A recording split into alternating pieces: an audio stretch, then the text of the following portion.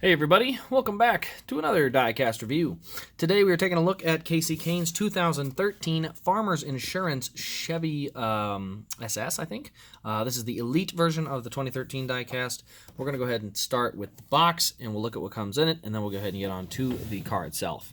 So the first thing we're going to see is right here. It is the Certificate of Authenticity. It just kind of gives us an idea of the quantity, it's DIN 84 of 225, and then you can see it just has 2013 racing season, not a lot of other necessary info, but it is there to specify it. So this is also the sleeve and box style, so this is what they ran for 2013 on the Elites. Go ahead and get to this side. You can see 2013 number 5 Farmers Insurance Chevy SS, one of 225 Elites. So that is what we have there. Let's go ahead and take a look at the car itself here. So this car, when they first came out in 2013, it was the first of the Gen 6 cars. What does that mean? Well, the early Gen 6 cars had a couple things. One, it had a really tall gap here. Look at this gap under the bumper. So they didn't sit real low. They kind of sat high. Didn't look too great, but they were still better. I mean, they're still pretty good. We've got Sprint Cup Series. You can see we got our number 5. You can see the silver kind of coming down the side as a nice stripe. Little red outline that came with it. Got Farmers down the fender here. We got Time Warner Cable, Great Clips, and then Farmers Insurance. Nothing on the deck lid, in a bright red spoiler, red roof rails for accent color. We got our ethanol ring here. You can see on the back we've got hashtag Farmers5.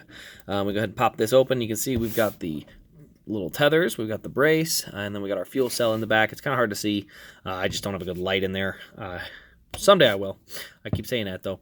DIN 84, and then you got Farmers up there on the roof. Real big roof flaps, so you can kind of see. We do have the tethers there with those.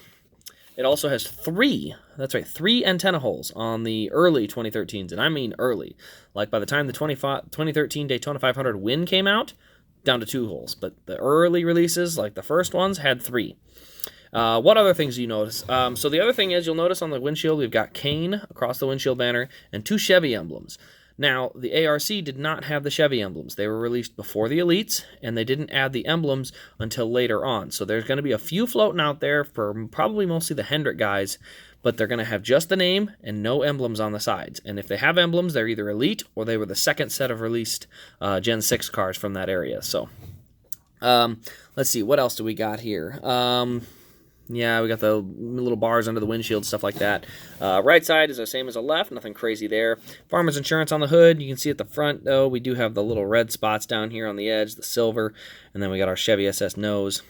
So let's go ahead and take a look under the hood. So the other thing that is a big noticeable difference between this and the ARC is the way that the hood opens, because the 2013 cars opened in a weird way. They actually had it where you had to pop, pull, pop, and it would like open the hood in chunks, where this type of hinge method still worked just fine, but they, for some reason, didn't want to do it. They had a whole reinvented hood. Didn't really help, I guess, so can't really explain why they chose that, but anyway, underneath here you can see the tethers. We've got the braces. Inside, it's hard to see. I think I can get an angle at it, but there are individual spark plug wires run across the valve cover. It's hard to see it, but they are in there. We go ahead and look underneath here. You can see transmission lines in here. Tailpipe, working rear suspension. It's a little tough. I think there's actually something stuck in there, I think.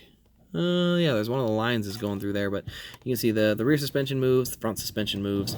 Window net also does come down. This is one of the early 2013s, so you can see the window net down there. You can look inside the cab detail and stuff like that. So that one is all good to go there. And once we get underneath, you can see we got the DIN plate 84. There's our rear suspension. So there's something back there that's kind of weird, but I'm not pushing on it because I don't want to bust it, but it's a little tight. But the ARCs also have functioning rear suspension, so a little less on this one, but the Elites just in general from this season did have that. Posable front wheels, and that one the suspension feels a lot smoother, so the front looks pretty good. I could probably lower it if I needed to, get it about that low, but definitely didn't sit quite low enough. They needed to add a little more to the front bumper to make the car ride lower, but overall, pretty neat new paint scheme.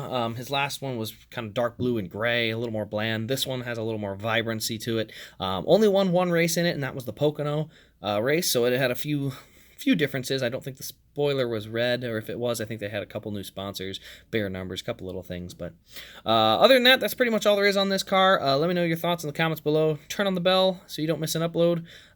If you have enjoyed, do give it a thumbs up. Always appreciated. But that'll wrap up the video. This has been Race Craze, and we'll see you in the next Diecast review.